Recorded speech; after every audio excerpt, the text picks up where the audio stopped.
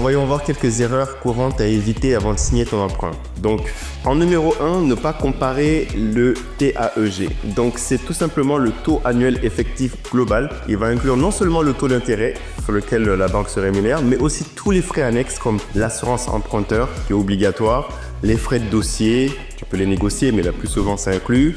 C'est lui qui va vraiment te donner le coût réel du crédit. En 2, sous-estimer le coût de l'assurance emprunteur. L'assurance peut représenter jusqu'à 30% du coût total du prêt si tu ne compares pas avec d'autres offres. Donc un tiers, c'est énorme. Pense donc à vérifier ou à déléguer ton assurance à un autre prestataire.